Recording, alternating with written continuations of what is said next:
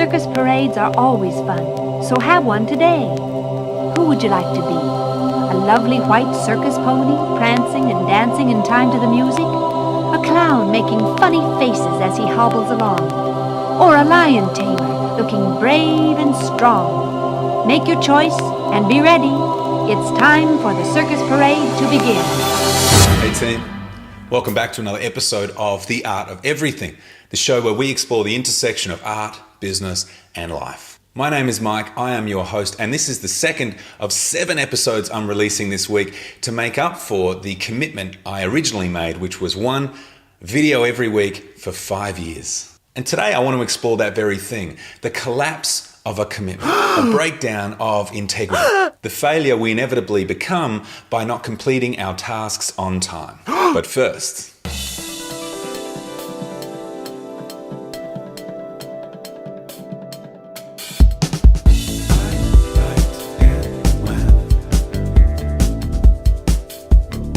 So back to the world of broken promises, and is there a way we can restore them artfully and perhaps make a little magic from them? And this is an important conversation because all of us bend or break our word just about every day. In an age of AI, you could almost say our lack of integrity is what defines our humanity.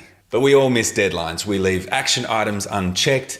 Often we don't finish, let alone begin what we said we would. Now, this doesn't make us bad, it's not morally wrong, nor is there anything wrong with us. But our response to a hiccup, a headache, or a hurricane often determines the severity and length of a breakdown. So today, I want to give you a way back in. I want to give you an artful way of restoring your word, regaining the confidence to complete what you started, and maintaining some momentum even if you've stopped making. Find my car, I'm trying to find my car, and I found my car, no I haven't found my car. Found my car, yes I'm trying to find my car, yes I lost my car, yes I lost my car. She won't get me on camera. Trying to find my car, but I cannot find my car. You can use that one. I might split because we've got to get through this next thing. Yep, do That's it. great. Cheers, mate. I found it. Found my car. You can use that one. I better go. And I'll take that off and so you're not overly or with Let's say you said you would upload a new video every week for 5 years, and then you didn't for 5 weeks. What are some of the feelings that might result from a breakdown like that? Guilt, shame, humiliation, blame, inadequacy, complacency, apathy, indifference. Certainly nothing inspiring or empowering. Nothing that calls for us to get back on the bus and keep sharing our stuff. See, more than a lack of time or resources, what prevents us from returning to and restoring our broken word is judgment. More often than not, it's the shame we have about breaking our word that prevents us from ever returning to it and healing it. So how do we defeat our own judgment about ourselves? We can look to the wonderful Viktor Frankl, who wrote an amazing book called Man's Search for Meaning. Without going into too much detail about the book, the essence of his experience and the premise of the publication is that we always have a choice in how we feel. That no matter what the circumstances are or how justified our feelings might be, ultimately, we always have a choice. So let's bring this idea to restoring our broken integrity. Now, if I was Carol Dweck right here, I'd say you've got to choose a growth mindset. If I was Norman Peale, I'd say use the power of positive thinking. If I was my grandma Barb, rest in peace, I would say you just got to find a silver lining. And they're all great choices, all great approaches to finding feelings that nudge me through my breakdown. But for me, and what I would call artfully, the real magic isn't in maintaining an optimistic outlook. It's not about me not feeling shame.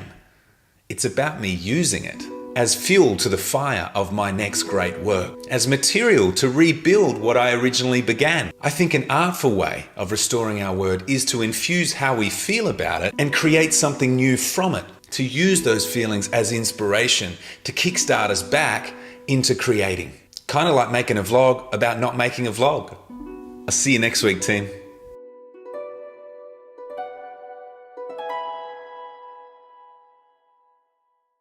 Ooh, halfway through recording this episode, I remembered a poem I wrote 8 years ago and even found it on YouTube.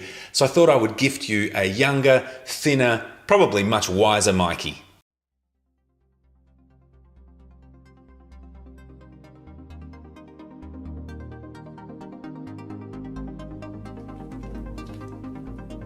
Life is but a choice every moment to the next. Choose to keep on playing or choose to collect. Whether it be habit or apocalyptic vision, choose to never choose and you've still made a decision. All that ever happens is a changing of the guard. What once was centimetres becomes inches, miles and yards. The best thing that I've learned, fills me full of inspiration, is that we're always in control of our spiritual liberation. Now, if I ever speak to God in my most sincere voice, I'd thank him for the gift that is the power